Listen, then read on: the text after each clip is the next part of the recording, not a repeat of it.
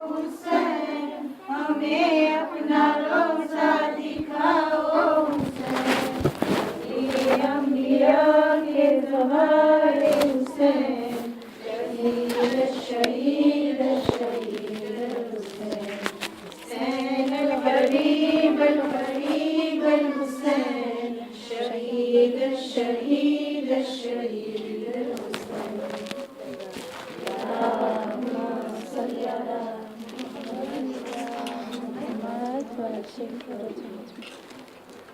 برائے خوشنودی امام زمان علیہ السلام پہ بلند سے بلند تر صلوات۔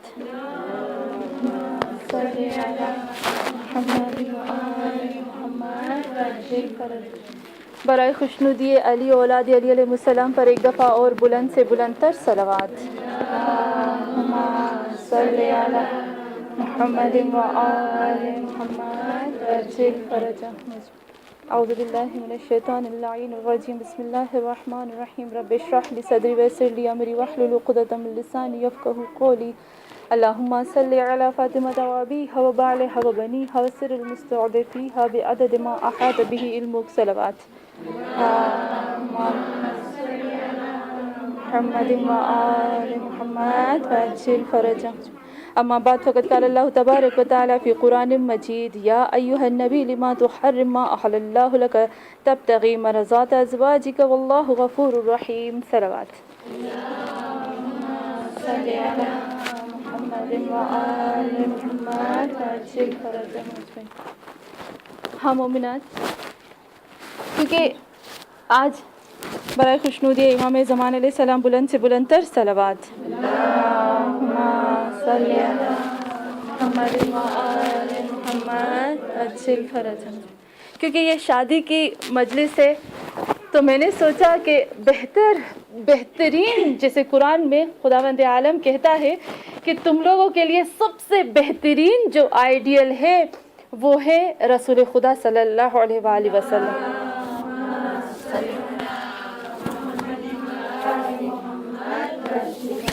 اور رسول خدا صلی اللہ علیہ وآلہ وسلم کہتے ہیں کہ تم اگر اپنی زندگی گزارنے کا قانون لینا چاہتے ہو، اگر تم چاہتے ہو کہ تمہاری زندگی پرفیکٹ ہو جائے تو سب سے پہلے میرے قرآن سے قانون لو۔ اگر کوئی قرآن سے ہٹ کر، اہل بیت سے ہٹ کر کچھ لے گا تو وہ کیا ہو جائے گا؟ ہلاک۔ اہل بیت قرآن دونوں کو، تو میں نے سوچا کہ کیوں نہ ہم قرآن سے ایک آیت لے آئیں جو ہمارے حبیب کے بارے میں، جو رسول خدا کے بارے میں، سورہ تحریم کی آیت نمبر 1، 2، 3، 4۔ میرے خیال میں سب نے سورہ تحریم کی یہ قرآن کی سورت تو ضرور پڑھی ہوگی، جس میں پروردگار عالم ارشاد فرماتا ہے، بہترین سے بہترین آیت ہے جو آج کل کے ہمارے زمانے کے لیے، جو آج کل ہمارے دور میں جو چیزیں آ رہی ہیں نا، جو ہمارے اندر آ رہی ہے، میاں کے اندر، بیوی کے اندر، یہ سب کچھ جو چیز آ رہی ہے، قرآن نے سورہ تحریم میں بہت خوبصورت طریقے سے اس کو بیان کر دیا۔ خدا کیا کہتا ہے؟ خدا محمد مصطفیٰ صلی اللہ علیہ وآلہ وسلم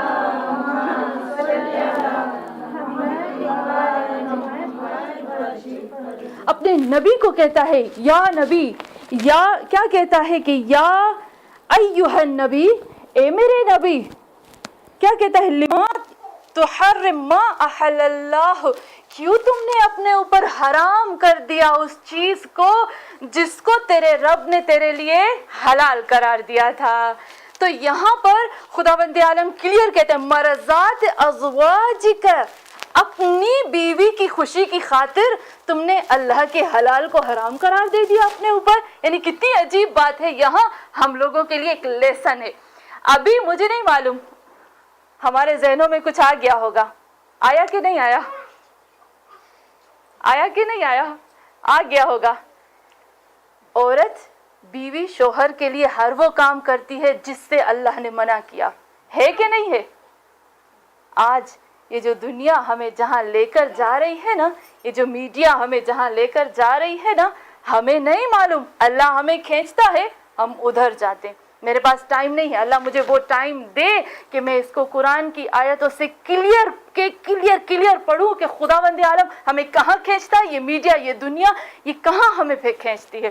تو ہاں مومنات، کیا کہتے ہیں کہ اے میرے نبی, یہاں نبی کے لیے اللہ کہتا ہے کہ تم اپنے اوپر اس چیز کو حرام قرار مت دو جس کو اللہ نے قرار دیا ہے حلال.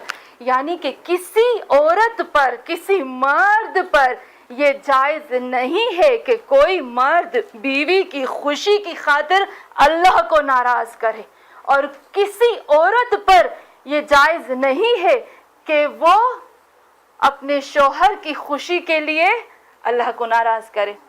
کہتے ہیں نا شوہر مجازی خدا ہے, وہ حقیقی خدا ہے, وہ سچا خدا ہے, اور یہ تو دنیاوی خدا ہے. ہم کیا کرتے ہیں, مجازی خدا کو اتنا خوش کرتے ہیں کہ حقیقی خدا کو تو بھول ہی جاتے ہیں کہ ہمیں اس کے پاس جانا ہے, وہاں سے آئے ہیں وہیں چلے جانا ہے.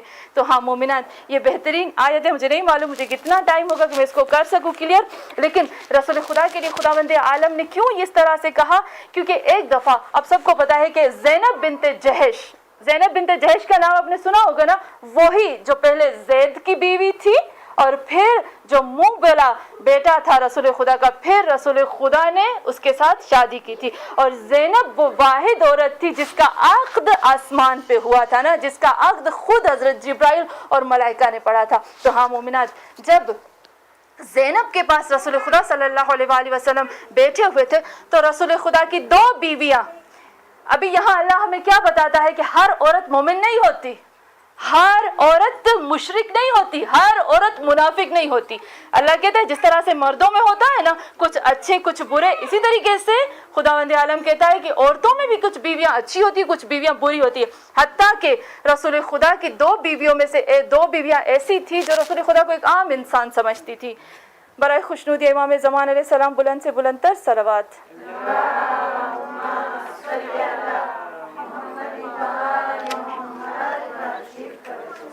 2 بیویوں نے رسول خدا صلی اللہ علیہ وآلہ وسلم کی 2 بیویوں نے آپس میں ڈسکس کی اور کہا کہ جب بھی محمد صلی اللہ علیہ وآلہ وسلم فلاں جگہ پر جائیں گے تو ہم, اور جب ہمارے پاس آئیں گے تو ہم کچھ نہ کچھ ایسی بات کریں گے کہ جس سے ہمارے نبی کا دل جو ہے وہ ٹوٹ جائے. عجیب بات ہے کہ وہ رسول خدا جیسی ہستی کو نہیں پہچان پائے. ہاں مومنات, جب میں پڑھ رہی تھی کہ وہ انہوں نے اس طرح سے نبی کے ساتھ کیا, اس نبی کو جس کے بارے میں دیکھتے ہیں کہ ہم نے محمد صلی اللہ علیہ وآلہ وسلم کو بارشوں میں, ٹھنڈی میں, گرمی میں, کیچڑ میں نماز پڑھتے ہوئے دیکھا. ہم نے دیکھا کہ ہمارے نبی کے اوپر کس طرح سے جبرائیل نازل, وہ عورتیں جو اپنی آنکھوں سے دیکھتی ہیں کہ قرآن کی آیتیں رسول پر نازل ہوتی ہیں, افسوس کہ ان کے دلوں پر اس قدر مہر لگ گئی تھی کہ نبی کی بیویاں ہونے کے باوجود بھی انہوں نے کہا کہ جب بھی رسول خدا کے فلانی کے پاس جائیں گے اور واپس آئیں گے تو ہم یہ کریں گے. ایک بہت بڑا لیسن ہے ہم لوگوں کے لیے, بہت بڑا لیسن ہے. کیا کہتا ہے خداوند عالم, جب رسول خدا زینب بنت جہش کے پاس گئے اور وہاں پر تھوڑی سی مد کھائی, اور مد کھا کے جب رسول خدا واپس آئے تو کیا ان کی ایک بیوی نے کہا اے محمد صلی اللہ علیہ وآلہ وسلم, مجھے لگتا ہے کہ آپ نے مغافیر کھایا ہے. آپ کو پتہ ہے مغافیر کیا ہوتا ہے؟ حجاز میں ایک درخت, ایک جھاڑ ہے جس میں سے ایک لیکوڈ سی گندی سی چیز نکلتی ہے, لیکوڈ چیز نکلتی ہے جو بہت, اس کی گند, اس کی بو جو ہوتی ہے نا وہ بہت بری ہوتی ہے. اب جب وہ عورت رسول خدا کو کہتی ہے کہ مجھے لگتا ہے کہ آپ نے مغافیر کھائی ہے, یعنی اتنی گندی چیز کھائی ہے جس کی گند مجھے آتی ہے. حتیٰ کہ حدیث میں ہے کہ میرے نبی صلی اللہ علیہ وآلہ وسلم کا جسم اتنا معطر ہوتا تھا, اتنا خوشبودار ہوتا تھا کہ رسول خدا اگر کسی جگہ سے گزر جاتے تھے تو 1 ہفتے تک وہاں سے خوشبو نہیں جاتی تھی. ہر نبی کو پروردگار عالم کہتا ہے میں نے 1 پھول کی خوشبو دی, لیکن محمد مصطفیٰ صلی اللہ علیہ وآلہ وسلم کو ساری خوشبو میں نے دی. حتیٰ کہ ایک حدیث میں نے پڑھا, میں عجب ہو گئی. رسول خدا کے بارے میں ایک حدیث میں ملتا ہے کہ رسول خدا صلی اللہ علیہ وآلہ وسلم کو جب اللہ نے پیدا کیا تو اس کا جب پسینہ گرا تو اس سے گلاب کا پھول بنا, ان کے پسینے سے. اس طرح سے اس بیوی نے رسول خدا سے کہا کہ آپ کے منہ سے مغافیر کی بو آ رہی ہے. یعنی یہاں یہ کہنے کا مقصد ہے کہ کسی بیوی کو حق حاصل نہیں ہے کہ وہ اپنے شوہر کا دل دکھائے. پھر رسول خدا نے کیا کہا, اگر عام کوئی شوہر ہوتا تو کیا کرتا؟ اگر کوئی عام شوہر ہوتا تو کیا کرتا؟ یہ مردوں کے لیے سب سے بڑا لیسن ہے, کاش یہ مرد بھی سیکھ سکیں اس چیز کو. تو رسول خدا نے کیا کہا؟ بھائی ہمارے والے مرد ہوتے اٹھ کے چلے جاتے، اب تیرے پاس زندگی بھر نہیں آؤں گا، پھر پیچھے سے بیٹھ کے ہمیں اعمال کرنے پڑتے، یا اللہ میرا شوہر میرے پاس واپس آ جائے، ایسے ہوتا ہے نا. لیکن رسول خدا نے کیا کہا؟ اچھا تمہیں مجھ سے بو آ رہی ہے. عجب ہو گئی میں نبی صلی اللہ علیہ وآلہ وسلم پہ. کہا اچھا تمہیں مجھ سے بو آ رہی ہے. شاید دیکھیں کیا فرمایا، شاید لگتا ہے کہ مد مکھی جو ہے وہ کسی گندی جگہ پر بیٹھی ہوگی جس کی وجہ سے اس کی بو میرے اندر آ گئی. ٹھیک ہے آج کے بعد میں اس مد کو اپنے اوپر حرام قرار دیتا ہوں. تو ہاں مومنات، رسول خدا نے اس طرح سے کہا، لیکن اپنی بیوی کو ایک اور چیز کہی جو بہت مین چیز ہے، اس کی طرف آؤں گی. کیا کہا؟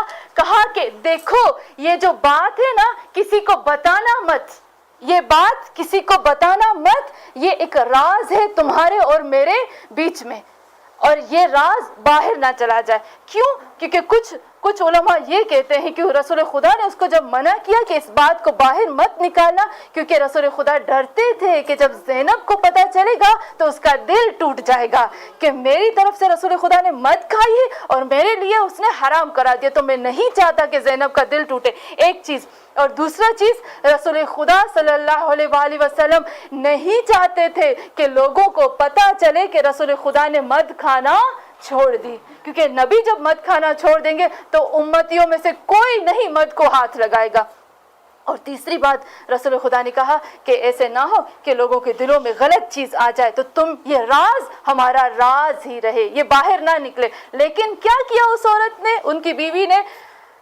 قرآن کہتا ہے، سورہ احزاب کہتی ہے میرے اوپر ریسپیکٹ کرنا ان کے لیے واجب ہے. قرآن کہتا ہے کیسی بھی رسول کی بیوی ہے، لیکن یاد رکھو وہ تمہاری ام المومنین ہے، تمہاری ماں ہے. برائے خوشنودی امام زمان علیہ السلام بلند سے بلند تر صلوات.